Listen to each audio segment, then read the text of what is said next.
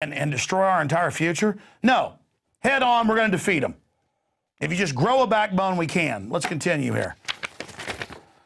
Oliver Stone, I would vote for Ron Paul over Obama. He's the only one who's saying anything intelligent about the world. He's the only one of anybody who's saying anything intelligent about the future of this world, Stone added. When asked if the economic collapse would lead to the fall of American empire, Stone responded, I think it's a given. Yeah, at Davos, they're all just openly talking about, well, we robbed everyone and destroyed the world economy through fraud. How do we spin this and even survive? And the answer is probably going to be some giant war and release a bioweapon, and then they'll dance around as our saviors as everybody's dying. I mean, you know, who knows what the chicken necks will do. But the main thing is the globalists are now totally scared. I was watching Homeland Security videos last night of their little private meetings that still get archived that nobody watches, and they are shaking with fear. And you should be. You people are crazy crooks who, you're like a kid that can crap in their pants when they're 5 years old to freak their parents out, so you do it. But instead you're crapping biological weapons and Armageddon on us to show off because you can do it, so you did it. I mean, that's what you are. You're a mentally ill demon who has no business near the levers of power. All right, I'm sorry. I hate to use these analogies, but it's true. I mean, you're like these people that are into sick fetishes that like chop their arms and legs off because they think it'll upset mommy and daddy.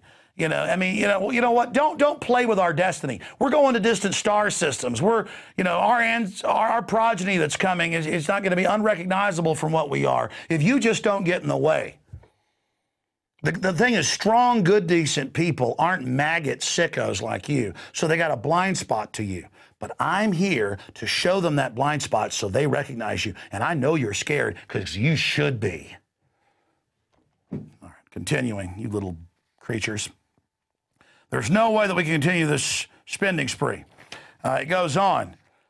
Well, the bankers want to get you in debt, though, with this spending spree. So good job, Oliver. We liked your earlier films. Didn't like the 9/11 official story stuff so much, but good job. And I know your son's a good guy. Worked with him. Okay, let's go ahead and move on to the next news. President Obama's State of the Union, 10 skirted issues. And when you go through it, they didn't talk about the cost of insurance or how the healthcare industry wrote it to rip everybody off and take over what doctors can prescribe. Student loan defaults, he acts like it's the students' faults when it's inflation and a giant scam. Doesn't talk about youth unemployment when you get these big, giant, $200,000 on average, and then on interest. There's no way you can get a job that'll ever pay for it. So it's a scam. It's a Ponzi scheme. But instead of admitting that, you ignore it all. Youth unemployment, another big scam you don't talk about. Big banks that have paid for you. Instead, you talk about getting the rich, which means, you know, middle-class people, so you can have more banker bailouts with their money. You didn't address the number of small bank closings with the big mega banks by design shutting down their competition, the good local banks that help, you know, actually finance local recovery, and that this is a criminal consolidation. You don't point out that there's programs out there are few and far between to actually get any of this bailout money. It just goes through it all. It's an excellent article. Regulator incompetence. I wouldn't call it regulator incompetence. They're all bought and paid for by the globalist. MF Global and customer money, losing total confidence in your criminal system. Banks hoarding the bailout money so they can just sit on it and watch the economy implode. Obama conveyed that we dodged a bullet with getting the banking system under control. It's not under control. It's a controlled demolition. And so that's the basic facts on that front. Continuing here with teleprompter-free unscripted news. Fact check. Obama pushes plans that flopped before. But see, they always said, this is a lie as well by AP. These aren't plans that flopped. They're fake plans to stall you. It's the same script. So Obama, a nothing puppet, takes the blame instead of his controllers. They give you a new puppet like Mitt Romney, as I covered in the Obama deception. That's the name of the game. We have subsidized oil companies for a century. That's long enough. It's time to end taxpayer giveaways to an industry that has rarely been more profitable and double down on clean energy that's never been more promising. I mean, clean energy, the Volt scams, the average green job that pays $35,000 that costs $120-something thousand, and it's only given to your insider buddies. I'm not even siding with the oil companies, but they're a small subsidiary of the big banks. And they work to keep the oil pipelines closed and make sure Americans don't get most of our oil. I mean, you're blaming them and then coming up with plans that'll actually raise oil prices? Oh, that'll really help people. I know friends and family in East Texas who work jobs. Many of them are retired but now have a new job, and they barely have enough money. Like 30 or 40% of their paycheck is just driving to work because they're in a rural area and got to drive 30 miles to work. And they're even buying little cars, and that won't pay for it. It's incredible. Obama's doubled down on the DREAM Act, which is basically a Bush program to pay for tuition for illegals' children. It's a program that allows the 30+ million people that are here illegally to become citizens. And again, my issue is there's 6+ billion people that want to come here. And if they came here and weren't given welfare, weren't given free tuition, or given state tuition that's half off, then it might not be such an issue.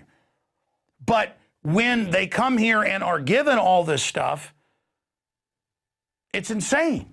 I mean, we're going bankrupt. Like Oliver Stone, the big liberal, said, we cannot pay for it. But the mega banks are loaning us fake fiat money that they make out of nothing. They're more than happy for everybody to be in debt. And it does something else. When we take people from Eastern Europe, Africa, Asia, and Latin America predominantly, if the 30 million people have been made to stay in Mexico, do you think the government barely contained the revolution down there? And the Mexican government has thanked the U.S. Oh, if you wouldn't let all these people come up here, we would have been overthrown. Yeah, and who runs Mexico? The big banks, the same ones that run us. Mexico's got 3 times the natural resources that the United States has. It could be an absolute wonderland, smart, hardworking people, but they never got out from under colonialism like American forebears did in 1776. And there was still a form of colonialism with blacks being slaves or sharecroppers, and they had to rebel. The answer is resistance is victory, okay? But instead, our criminal government ships guns into Mexico to destabilize the country and then blame the Second Amendment. That's a false flag terror attack right there, confirmed, and I'm sick of it.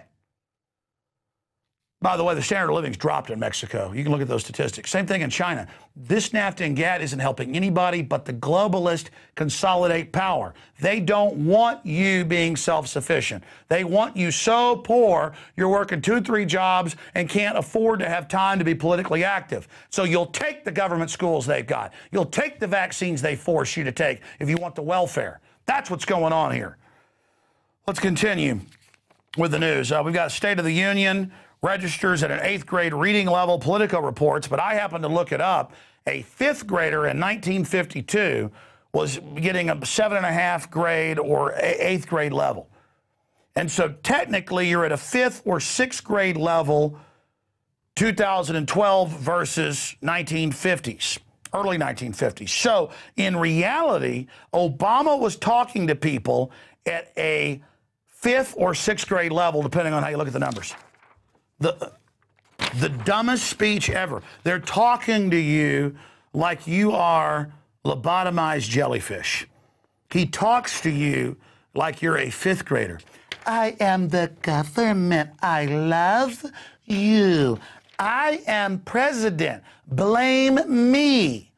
Don't blame global bankers. Warren Buffett wants to raise taxes on rich man to give you free lunch.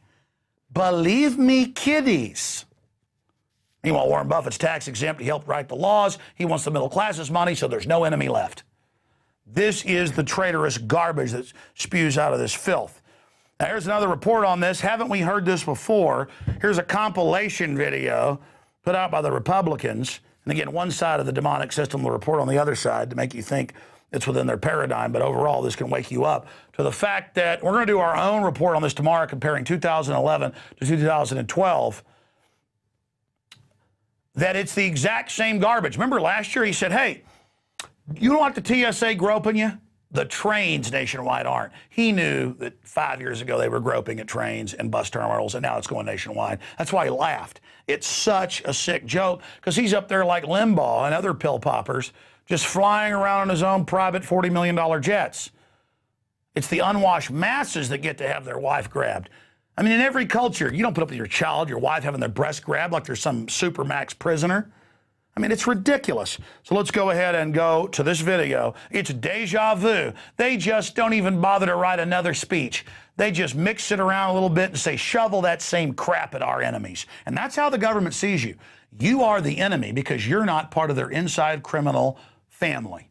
Remember that. They are an organized crime syndicate, and only waking up to that can defeat them. Only realizing how really bad it is can turn this around. Here it is. So whether the hard work and industry of our people is rewarded, where hard work pays off and responsibility is rewarded.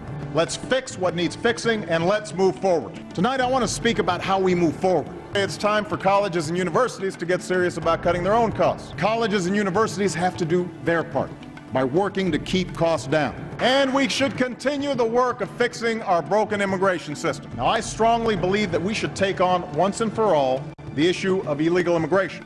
I believe as strongly as ever that we should take on illegal immigration. And let's stop expelling talented, responsible young people. Let's at least agree to stop expelling responsible young people who could be staffing our research labs or starting a new business, who want to staff our labs, start new businesses. We'll put more Americans to work repairing crumbling roads and bridges. So much of America needs to be rebuilt. We've got crumbling roads and bridges and face a deficit of trust. I've talked tonight about the deficit of trust. We can't wage a perpetual campaign. We need to end the notion that the two parties must be locked in a perpetual campaign. We should give them a government that's more competent and more efficient. We should all want a smarter, more effective government.